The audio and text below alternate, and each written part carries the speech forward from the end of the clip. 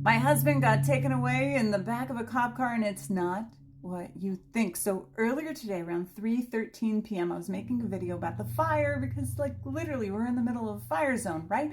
When the neighbors across the street start yelling in the middle of the street, horns honking, and it sounded like a car crash almost, tires squealing. And finally, I was like, okay, I'm gonna go outside and see what's going on, when I hear that the neighbor's car had just gotten stolen. My husband had gone out to the street around the time that this commotion had started, but he didn't know what was going on. It looked kind of like as if, your family was having a little bit of a spat, like maybe your niece wanted to borrow the car and you were like, no, don't. That's kind of what was going through people's minds. Like, we didn't know what was going on. Anyways, my neighbor Serpui, who lives across the street, she's Armenian.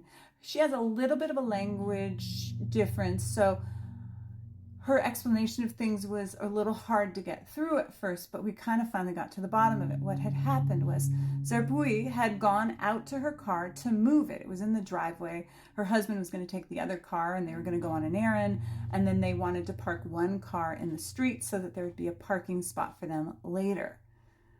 The only problem was there was a girl hiding next to the tree that was right by her car, and as she got into the car, the girl tried to open the door. So she is like frantically closing the door so that she couldn't get in.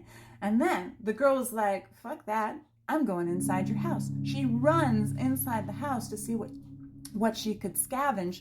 She finds a set of car keys, grabs them, runs out to the street, and that is when my husband saw her like trying to click as if she was trying to figure out what vehicle was the keys belonged to.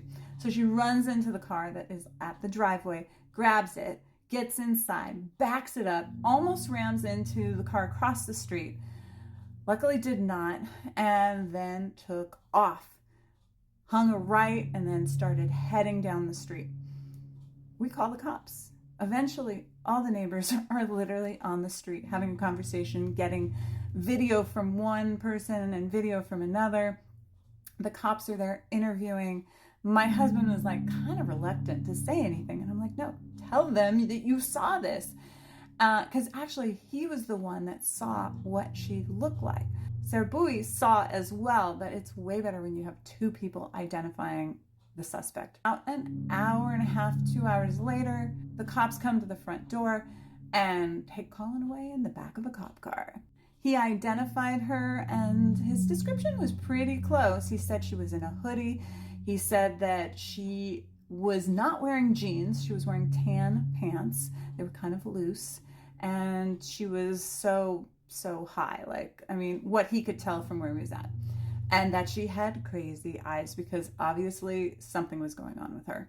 And the good news is they were able to recover the car. It was only about a couple major blocks away. The only thing that's damaged is the key fob is missing. So yeah, that happened today. And yes, we're still safe. The air is much clearer tonight than it was yesterday. Winds are died down, but there are still fires out there. So please say a prayer for everyone.